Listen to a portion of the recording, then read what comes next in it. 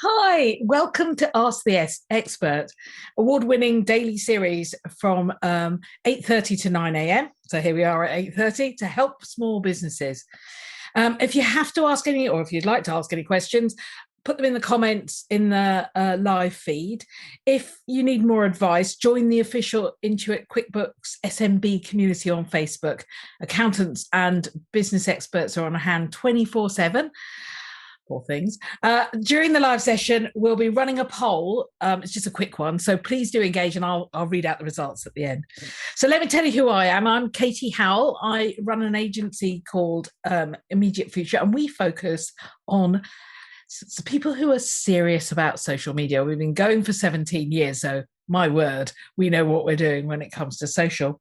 But I don't want to talk about the whole of social media today. What I'd really like to discuss is personal branding on social, because one of the big challenges when you are a smaller business is how can you have impact? And sometimes all the big things that are available to massive brands like branding and masses of advertising and TV advertising are not at your disposal.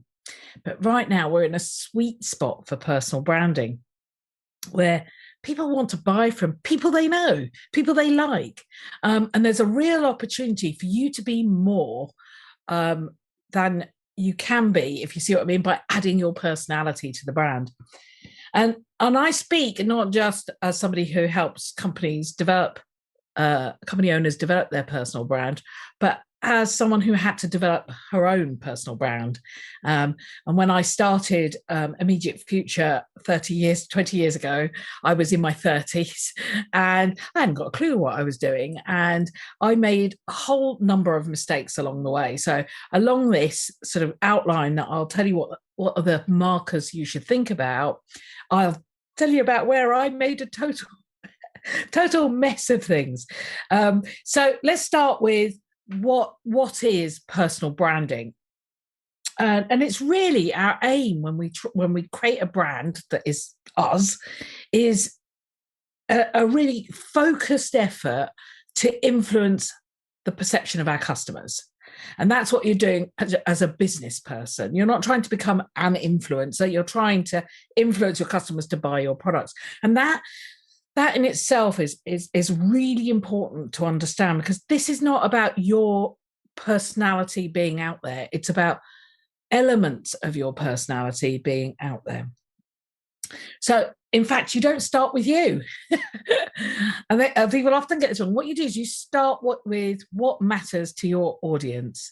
What are their issues? What are their triggers? Why should they be interested in you? Maybe it's around sustainability. Maybe it's that you're providing a service that they had never even thought of. Or maybe you're providing a service that is much needed only by a very specific community. So you need to really think about the personas of your audience first. Who is it you're targeting? What are their triggers for buying your products and services? And then how might that translate into intentions, pain points, issues, passions, all of these things, so that you really understand and define your audience. And then look at your own personality and see what fits alongside that. How might that work in conjunction? Because you need to understand what you need to be known for. You might want to be known for being a great boss. You might want to be known for being a fabulous designer or a craftsperson, or caring about your community, or doing something for good. But you need to define that, what it is that you wish to be known for, that meets the expectations of your audience. So it's really important that you get that kind of, almost, if you can imagine, it's like a Venn diagram. You want to find that bit at the overlap, and there'll be some of your personality that you keep between you and your family, and there'll be some that you're now going to share. Ultimately, what you're trying to do is understand what your goal is in creating a personal brand, because this is not about being best mates with everybody, and this is not about being a fangirl of something or a fanboy of something. It's absolutely about, what is your goal? Do you want to build trust? Do you want to influence buyers? Do you want to attract new staff? So all of these things become your key objective. And the thing is, you have to kind of be a version of you, but it has to be a version of you. You can't be fake. Only authentic, genuine people tend to actually succeed at personal branding. So it still has to have an element of your vulnerability in it. So you have to be more honest about who you are. And for those of you who are maybe not natural in front of cameras or don't feel comfortable putting yourself out there, let me just say to you, you really don't have to be extra. You don't have to be an extrovert. You don't have to be that person. You will learn some of the skills to do this along the way, but you can start really quite small. So where do you start? You need to research your industry. Start by networking and connecting. So actually you're doing very little on your personal brand, so to speak, but you've got that kind of personal brand filter on ready. But what you're doing is starting to network on social and connect to other experts or people that are a good fit and connection, that kind of talking about things you want to talk about. So start there. Maybe interview a few of them, ask them for their advice, have conversations, make those connections in the real world when we can get out and meet each other, and ask for recommendations. Look where your audience is, because you need to decide where you're going to play first. For instance, you may find they're all on Insta, but don't assume that they are. Don't say, oh, well, I need to create an Insta profile and a TikTok and I need to be on Pinterest and I need to do this and I need to do that, because you'll fail right from the outset, because you haven't got time. You're running a business, you've got other things to do. So you need to think about where your audience is and play in that space. So it may be that TikTok is not the place for you to dance about, but actually your audience is on Facebook or YouTube, and that's where you need to start. So start small, focus on one channel. Right, the big nasty piece is the creating of content. So again, I would urge you, if you've not done this before, start small. Let's just park video for the minute, but start by creating a content plan, because the worst thing you can do, is open up your social media and go, what am I going to say today? I promise you it's the worst thing, because you sit there looking at a blank post going, oh, I don't know what to say. So actually write a content plan. I tend to write them for about 3 months, so 12 weeks, and say, this week I'm going to be focused all on this. Next week I'm going to be focused on that, all sitting around the kind of topics and areas that I know my customers are going to be interested in. For instance, if you're talking about, let me give you an example. If you're talking about life coaching, if your business is life coaching, a life coaching business, say you're going to focus in on helping senior business women, you need to look at all the angles. You may have, a week where you talk about career women, or women returning to work, or flexi working, or how to manage a side hustle. Because then you can tell stories, and that's the thing that people love the most. They love the stories. So, think about how you might make that a little bit more personal to you. So what are the failures? Because there is nothing more uncomfortable, and I know this from experience, than talking about something you're not 100% sure about. It isn't in your sweet spot. It's much easier to talk about something because you know it. So look at all the various types of content, such as stills and GIFs and carousels, because that will help you understand how you might create the imagery that would work around what you say. But a real point is that don't just rely. It's not just about the visual. It is really about what you say. Use your content to connect with others. Shout out to experts now. Raise up events that are on in your industry, for instance. Give them a bit of promotion. It's weird how this works, but it's a technique of influence, which is actually the more you help others, the more reciprocity. But yeah, long word for this time in the morning. Reciprocity happens, which is, in other words, people feel obliged to help you back. So for instance, if you're a retailer who has a small shop in a town centre, you may celebrate Market Day and say, without actually talking about you, without asking, because talking about you is very boring. If I sat here and talked about immediate future, after about 10 minutes, if I held you that long, you'd have gone away. So it's a really hot tip. Don't talk about yourself, talk about others and how you help others. Offer advice, knowledge, examples, free stuff, pay it forward. Right, let's talk about video, because obviously that is a huge way in which to get your personality across and your personal brand. First, get comfortable. Do short pre-records. You don't have to do lives till you're comfortable. And I can tell you, being in the public eye terrifies me. It terrifies most people, actually, even the best of speakers. But I'll give you an example. When I first started on the speaker circuit, I was really nervous. And then one day I got up and part of my presentation had a picture of Spider-Man on. And for some bizarre reason, I started singing Spider-Man and grapevining across the stage. And as I was doing this, there was a little voice in my head going, "What are you doing? To 200 people, you are dancing and singing Spider-Man." But actually, when I came off stage, what was really interesting is I thought, nothing can be as bad as what I've just done. So I stopped worrying about it because it worked. People thought I was funny or idiotic, I don't know, but I just stopped worrying about it. And now I go out and speak quite a lot, whether it's on video, which we're doing a lot of at the moment, or in real life. And I tend not to fret about what other people think about me, because, if you've embarrassed yourself that badly, nothing is worse than that.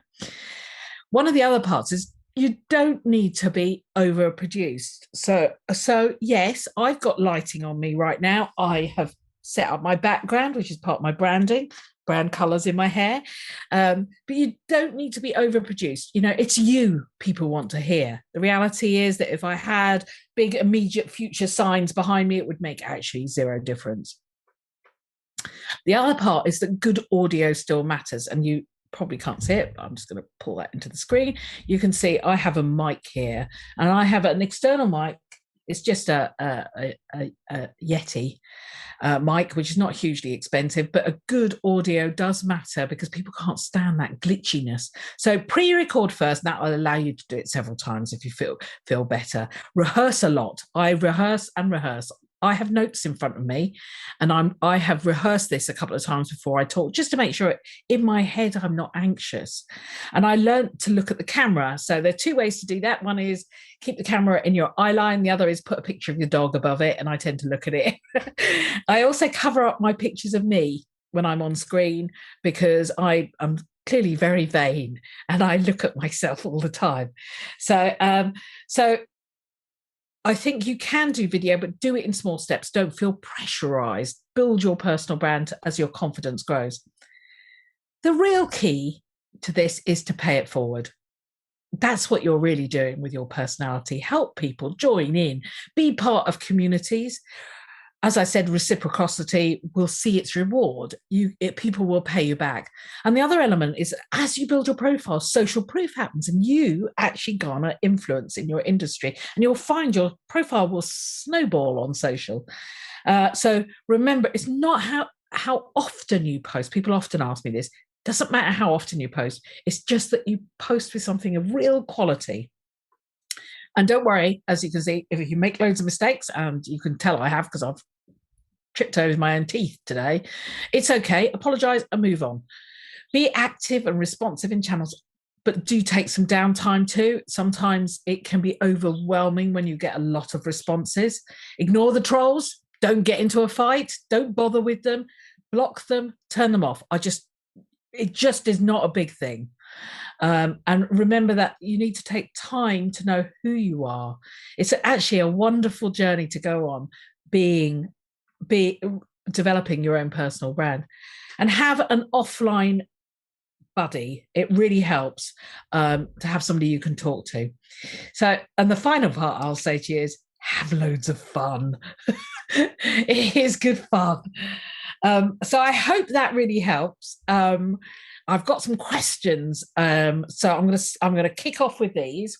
So Mariam from Twitter says, do you think personal branding always has to be about your expertise, or can it be about your everyday life and thoughts of different topics? Yes, absolutely. It could be all sorts of things. The most important thing is it's thoughts you have. The more genuine it is. I know agency owners that love being the boss. They love their company culture. That's what they want to talk about. Whereas I just happen to be completely insanely passionate about social media. And I also quite like to be naughty. So I like to be kind of very pragmatic and slightly rude about social. So I fit what my personality. So yes, absolutely. Pick the topic that matters to you. Pick the subjects that you really care about. And if it will come back to you. It will come back to you because people will love you. And when they love you, they'll find out about your business. You really don't need to spend your life selling it. So that's Mariam. I've got Nabila from Instagram. Do you think having different personal brands and different niches dilutes your credibility? Yes, I do, actually. You come across as a little bit multi-personality. So it's not so much having different personal brands. Your personal brand can only be one thing. Okay. Otherwise, you really do come across as a bit weird. Have one person, but you can be one person who talks about several things. I mean, we are quite deep in our personalities. We have broad ideas. So that doesn't stop you from talking about different things, but your personal brand has to stay the same. So if you are sassy, pragmatic, loud like me, that is not going to change no matter what I talk about. On the next question I've got is Ryder from Facebook Messenger. Oh, hello, just flew up. Has an interior business and they help people create their dream homes. First clients have come from contacts, and even though I have an Instagram account and share my work and inspiration, there I have few followers. Do you have any advice on how I can build my personal brand? Sorry, I really need to put my glasses on, but I'm too vain. Right. So this is a really good point. People don't understand personal brand. Imagine when you were at a party and I came up to you and said, I'm just so great. I'm so fantastic. Look at my hair. Isn't it great? Look at my eye makeup. Isn't it perfect? After about 2 seconds, if you haven't run away, you may well hate me. So the reality is that you can't do this on social. A personal brand is not about how great you are or the work you do. What you should be doing is thinking, Ryder, a little bit more about where your potential audience is. So your potential audience might be those that have been stuck at home all year and are thinking about redoing a particular room. And now what you're going to do is not talk about what you've done and not talk about how inspired you are, but actually talk about pragmatically how people might do this themselves, how they might think of ideas. Do you know, not rather than inspiration, do you know the best color for a sunny room is a bluer color? I'm making this stuff up, sorry. But is a blue toned color. The best color for a darker room is this. That kind of advice, not just inspiration, will start to get you connected, and then start connecting to other people in your industry.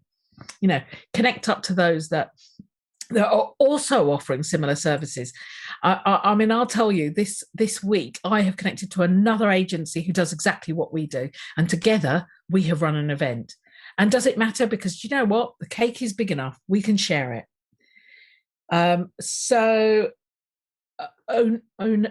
Hello, sorry, it keeps moving. Owner from Twitter says, hi, Katy. Any mistakes about personal branding you've learned along the way?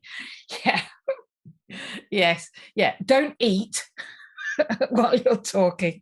But ignoring that, I'd say I think there are a couple of things, which is it's okay to be vulnerable.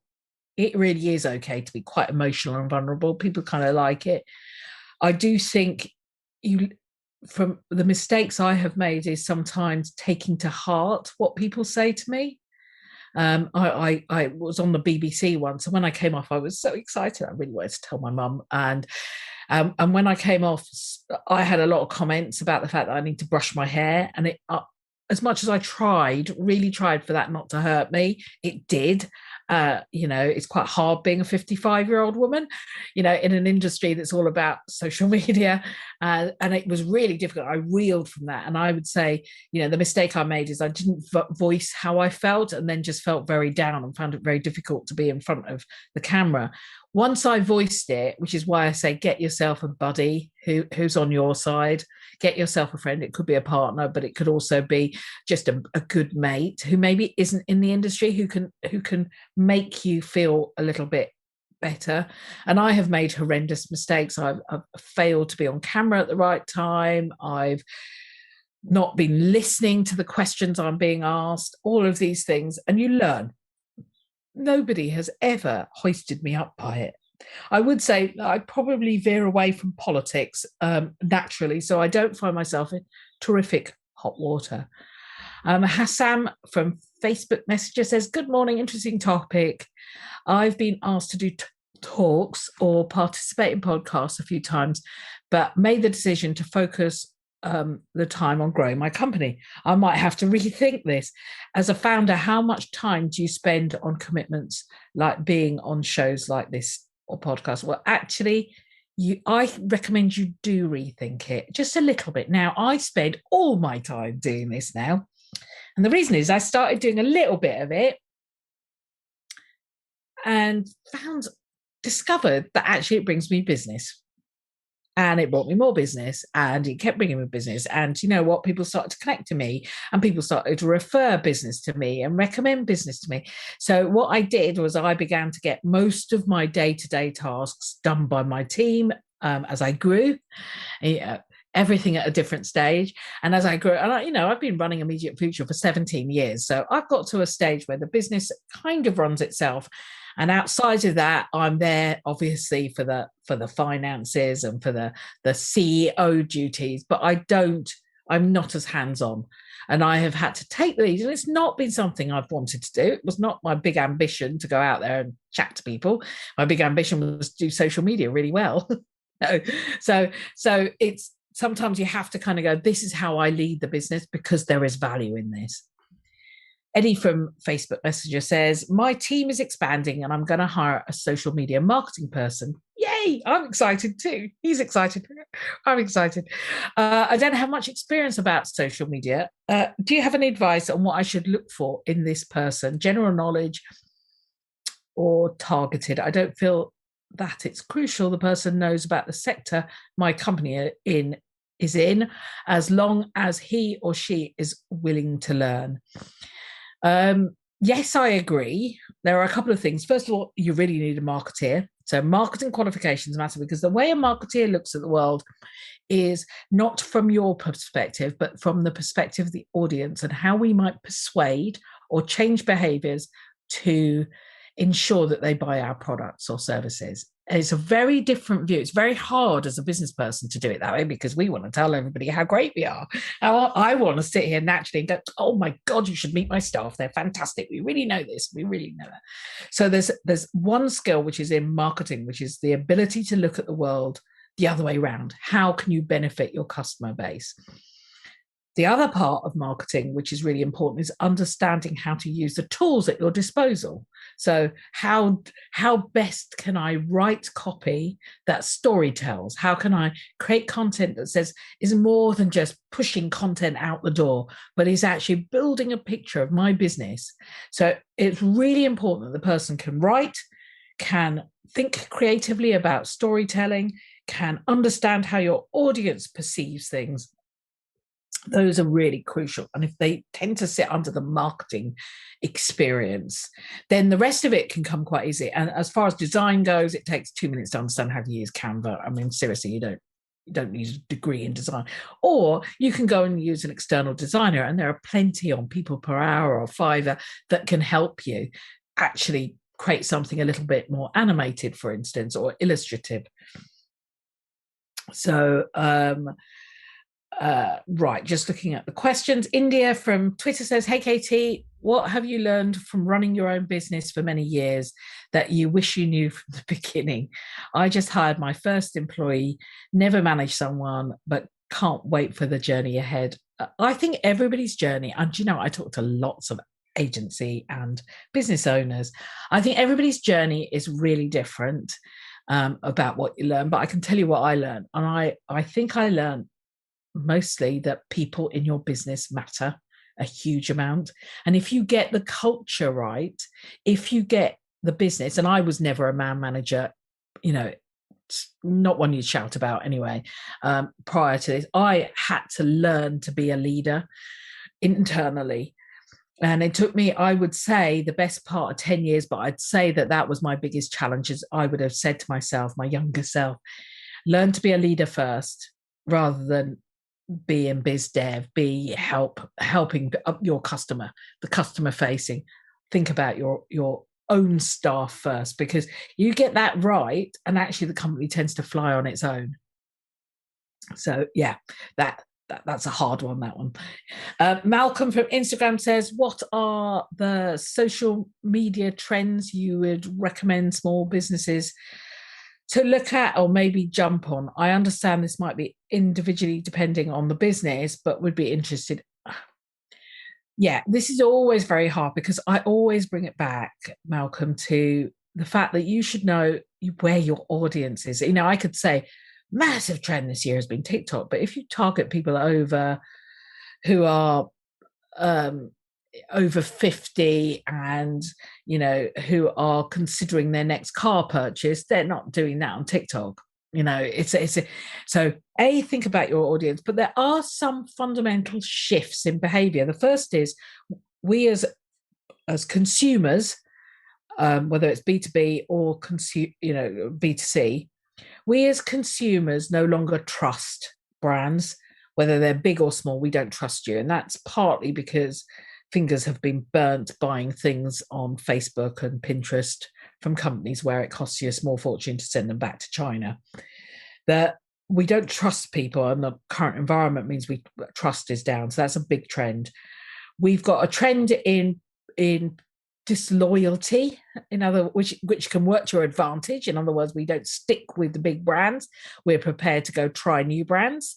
But it also means a customer can run away quite quickly after purchasing from you once. So if you want repeat purchase, that's a problem. There is a rising trend in audio, which at the moment is being led by new apps like Clubhouse, but actually I suspect, and this is just a suspicion at this stage, it will end up on places like Twitter, which is Twitter Spaces, and not Instagram. LinkedIn is also looking at an audio version. So I think we've gotten better at listening to podcasts. Whether that will stay once lockdown has gone, I don't know. So there's some really significant ways in which we think. I mean, unsurprisingly, Malcolm, family matters a lot more to us right now, and tapping into that side of it, the emotional side of it, is a much better way of doing it. Lorna from Instagram says, do you think LinkedIn is a must channel for personal branding? If your audience is there, yes. If they're not, no. So a lot of small businesses, so if I was targeting small businesses, a lot of small businesses are not there. They don't spend day in, day out on LinkedIn. They're actually over on Instagram, or they're on Facebook, or, you know, that's where they're actually spending time. So I would ask the question, which is, where is your audience? Yes, you can make your profile look nice, but you may not spend day in, day out there. Where you're going to spend day in, day out is where your audience is. There is, you know, it's a bit like having a store in a really busy shopping mall, and then deciding that you'll spend the week in a field down the road.